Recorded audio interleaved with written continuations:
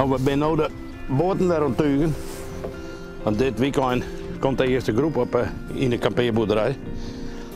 En boten poetsen en schoonmaken. En nou het lijst zit de tuigen erop en dan een keer poetsen en dan ben je bedrijf klaar.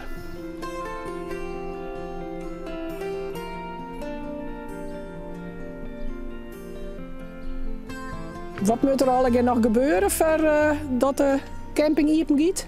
Nou ja, het moet al wel weer even. Het zet de winter stil aan, dus het moet weer even goed skiën en weer even lekker opfrissen. En dan ja, elke dag even wat, dan ben we mooi op die kleer. Dus ouders ben er in 64 maar beginnen met 5 plakjes. Nou in 93 hebben mijn vrouw en ik hebben het overgenomen. En waar heb ik 30, nou krijg ik net 23, 93 krijg je net 30 jaar dingen. En Pieter en Hilde bij zo'n vriend hier, heeft hier de leiding. Dit veld bij de uitkraagdeel, dat zijn eigenlijk verste plakken, de eerste 2 net. Dan hebben we daar verste plakken. En dit is dus veld met blokhutten. Hier staat een staakerf en daarnaast komen nog 2 caravans. Nou ja, en daar staat dus luxe kampeertent, de glampingtent. Waarvoor komen mensen hier? Ja, echt voor de rust en de watersport. Zielen, surfen. We hebben zo'n squalmeester gehad die wie de eerste week net te broeken. De tweede week kwam er wat bij en de derde week wie een aardige man.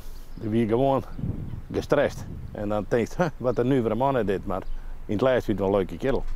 Dus dat kun je wel merken dat mensen hier komen. Dan, na 3 weken dan ben je weer aardig gewoon. En dat vinden wij, ja, dat is prachtig om dat mooi te watchen. Waar heeft ik een grote invloed? Is meer waar. Bij de meesten hebben we wat minder zin, maar over het algemeen, de meesten die hier komen hier echt van de rondte, de rust.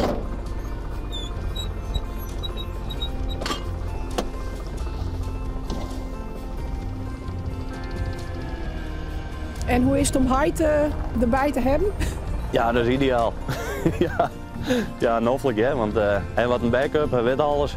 En hij helpt altijd mooi. Als ik even fit moet, dan kom hij de member even.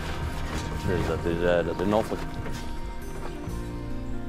Ik ben blij dat ik dit nou wat dwang kan, er nou wat bijwijzen. Ik vind het prachtig.